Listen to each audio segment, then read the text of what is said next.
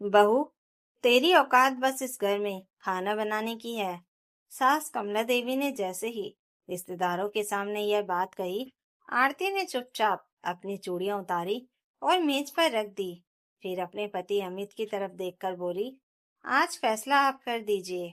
आपको माँ के लिए नौकरानी चाहिए या अपने बच्चे की माँ? पूरा हॉल एकदम शांत हो गया, लेकिन कमला देवी का गुस्सा कम होने की बजाय और बढ़ गया। देख रहे हो अमित, कैसे आंखें दिखा रही है मुझे। 2 जोड़ी कपड़े लेकर आई थी यहाँ और आज मुझे ही जवाब दे रही है। आरती बस चुपचाप खड़ी रही, क्योंकि यह पहली बार नहीं था।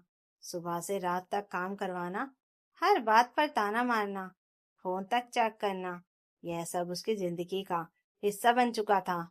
लेकिन आज पहली बार उसने रिश्तेदारों के सामने जवाब दिया था। इसलिए कमला देवी को अपनी बेइज्जती महसूस हो रही थी। अमित हमेशा की तरह कुर्सी पर सिर झुकाए बैठा रहा, ना पत्नी का साथ, ना माँ को रोकना, बस तमाशा देखना। तभी आरती ने उसकी तरफ देखकर कहा, आज भी चुप रहोगे ना, जैसे उस दिन रहे थे जब मम्मी जी ने मेरे मायके वालों को भिखारी कहा था। यह सुनते ही कमला देवी बीच में चीख पड़ी, हाँ कहा था, तो क्या गलत कहा था? शादी में देने लायक था ही क्या उनके पास? बस इतना सुनना था कि आरती की आंखें भर आई। लेकिन इस बार वह रोई नहीं, बस सीधे अपने कमरे में गई, अलमारी खोली और बैग में कपड़े रखने लगी। बाहर बैठी ननद साक्षी भागकर कमला देवी के पास आई और बोली, मम्मी, भाभी सच में घर छोड़कर जा रही हैं। कमला देवी हंस पड़ी, 2 घंटे में खुद वापस आ जाएगी। उसके मायके में है ही क्या जो उसे रख पाएंगे? ऐसी औरतें सिर्फ ड्रामा करती हैं। लेकिन अगले ही पल आरती कमरे से बाहर आई। एक हाथ में बैग था और दूसरे हाथ में अपने 3 साल के बेटे आरब का हाथ। दरवाजे पर रुककर उसने सिर्फ इतना कहा, आज अगर मैं चली गई ना, फिर इस घर में बहू नहीं आएगी, सिर्फ काम वाली आएगी। उसकी बात सुनकर पूरे घर में सन्नाटा छा गया। लेकिन कमला देवी फिर भी घमंड में बैठी रही। जा, दरवाजा खुला है, एहसान करेगी इस घर पर चली जाकर। अमिताभ भी चुप था, वह चुप्पी जिसने धीरे धीरे आरती को अंदर से तोड़ दिया था। उसने आखिरी बार अपने पति की तरफ देखा, शायद इस उम्मीद में कि वह उसे रोक लेगा। लेकिन अमित ने नजरें नीचे कर ली।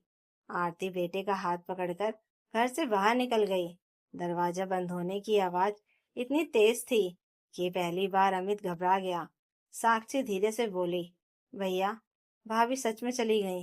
लेकिन कमला देवी तुरंत बोली, 2 दिन मायके में रहेगी, फिर खुद लौट आएगी। उधर आरती ऑटो में बैठी थी। उसका बेटा बार बार पूछ रहा था, मम्मा, हम अपने घर कब जाएंगे? यह सुनते ही उसकी आंखों से आंसू निकल पड़े, क्योंकि जिस घर को वह अपना समझती थी, वहां उसकी इज्जत की कोई कीमत ही नहीं थी। रात करीब 11 बजे अमित कमरे में गया तो पहली बार उसे कमरा खाली लगा। ना आरती की आवाज, ना बच्चे के खिलौने, ना वो छोटी छोटी बातें जिनसे घर घर लगता था। तभी उसकी नजर बेड पर रखी एक फाइल पर पड़ी। उसने फाइल खोली तो अंदर अस्पताल की रिपोर्ट थी। ऊपर बड़े अक्षरों में लिखा था, प्रेगनेंसी पॉजिटिव। अमित के हाथ कांप गए। उसे समझ ही नहीं आया कि आरती ने यह बात उससे छुपाई क्यों। तभी फाइल के अंदर रखा एक छोटा सा कागज नीचे गिरा, जिस पर लिखा था, सोचा था इस बार खुशखबरी सुनाकर शायद इस घर में मेरी जगह बन जाएगी, लेकिन आज समझ आ गया कि यहाँ मुझे सिर्फ काम करने के लिए चाहिए था, बहू बनाकर नहीं। अमित के हाथों से वह कागज बार बार फिसल रहा था। उसे याद आया कि पिछले कई दिनों से आरती बार बार कमजोरी और चक्कर आने की बात कर रही थी। लेकिन हर बार कमला देवी यही कहती थी, काम नहीं करना पड़े इसलिए नाटक कर रही है। और वह हर बार अपनी माँ की हाँ में हाँ मिलाकर निकल जाता था। आज पहली बार उसे खुद से नफरत हो रही थी। रात के 12 बजे उसने आरती को कॉल किया। एक बार, 2 बार, 10 बार, लेकिन हर बार फोन कट गया। फिर अचानक आरती का मैसेज आया, अब याद आ रही है मेरी, यह रिपोर्ट पढ़ ली है तुमने? यह पढ़ते ही अमित की सांस अटक गई। उसने तुरंत कॉल किया और इस बार आरती ने फोन उठा लिया। दूसरी तरफ गहरी खामोशी थी। अमित कांपती आवाज में बोला, आरती, तुमने बताया क्यों नहीं? आरती हल्का सा हंस पड़ी, कब बताती अमित, सुबह आपकी माँ मुझे नौकरानी बोलती थी, दोपहर में मेरी औकात याद दिलाती थी, और रात में आप चुपचाप मोबाइल चलाकर सो जाते थे। पति कब थे आप मेरे? अमित के पास कोई जवाब नहीं था। तभी पीछे से कमला देवी कमरे में आई और बोली, क्या हुआ? फोन लगा बहू को? अमित ने बिना उनकी तरफ देखे रिपोर्ट उनकी तरफ बढ़ा दी। जैसे जैसे कमला देवी रिपोर्ट पढ़ती गई, उनके चेहरे का रंग उतरता गया, लेकिन अगले ही पल उनका घमंड फिर बोल पड़ा। तो कौन सा पहाड़ टूट पड़ा? बच्चा ही तो है, घर छोड़ने की क्या जरूरत थी? बस यही सुनकर अमित पहली बार अपनी माँ पर जोर से चिल्लाया। बस मम्मी, एक बार तो गलती मान लीजिए। हर बार खुद को सही साबित करना जरूरी है क्या? कमला देवी हैरान रह गई, क्योंकि आज तक उनका बेटा उनसे ऊंची आवाज में बोला ही नहीं था। दरवाजे पर खड़ी साक्षी धीरे से बोली, मम्मी, सच कहूं तो भाभी ने इस घर को बहुत संभाला है। आप ही उन्हें कभी अपना नहीं मान पाई। अब घर में कोई भी कमला देवी का साथ देने वाला नहीं था। उधर आरती अपने मायके में कमरे में कोने में बैठी थी। उसकी माँ उसे समझा रही थी कि घर ऐसे नहीं तोड़ते, लेकिन आरती की आंखें अब सूख चुकी थी।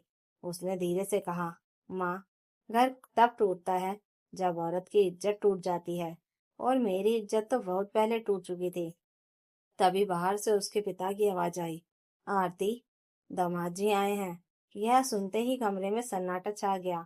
आरती समझ चुकी थी कि आज पहली बार अमित अपनी माँ का बेटा नहीं, उसका पति बनकर आया है। दरवाजे के बाहर अमित खड़ा था, आंखें लाल थी और चेहरा उतरा हुआ था। आरती बाहर आई तो दोनों कुछ पल एक दूसरे को देखते रहे। अमित धीरे से बोला, घर चलो आरती। लेकिन इस बार आरती तुरंत नहीं पिघली। उसने सीधा पूछा, कौन से घर अमित? उस घर में जहाँ आपकी माँ रोज मेरी इज्जत उतारती है, या उस घर में जहाँ मेरा पति हर बार चुप रहता है? अमित के पास जवाब नहीं था। कुछ देर बाद उसने सबके सामने कहा, अगर आरती वापस जाएगी तो सिर्फ मेरी पत्नी बनकर, किसी की नौकरानी बनकर नहीं। तभी पीछे से कमला देवी की आवाज आई, मतलब अब बहू के लिए माँ को छोड़ देगा तू? सबने पलट कर देखा। कमला देवी वहां खड़ी थी, लेकिन आज उनके चेहरे पर घमंड नहीं, डर था। शायद पहली बार उन्हें एहसास हुआ था कि बेटा सच में दूर हो सकता है।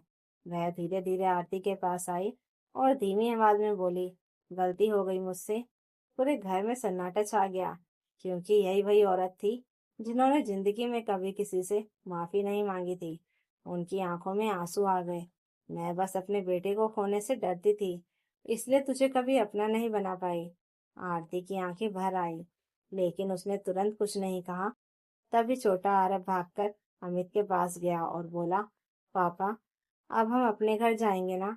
उस मासूम सवाल ने सबकी अकड़ तोड़ दी।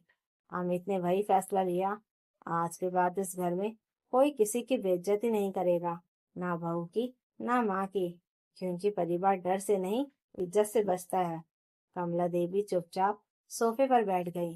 पहली बार उन्हें समझ आया कि बहू घर इसलिए नहीं छोड़ती क्योंकि उसे घर पसंद नहीं होता, बल्कि इसलिए छोड़ती है क्योंकि उसे एहसास करा दिया जाता है कि वह उस घर की है ही नहीं। और उसी शाम आरती वापस गई, लेकिन इस बार सिर झुकाकर नहीं, अपने हक के साथ। तो दोस्तों, अगर आपको यह कहानी अच्छी लगी हो तो प्लीज़ वीडियो को लाइक, कमेंट करके ज़रूर बताइएगा, और नई कहानियों के लिए चैनल को सब्सक्राइब ज़रूर कर लीजिएगा। Thank you for watching.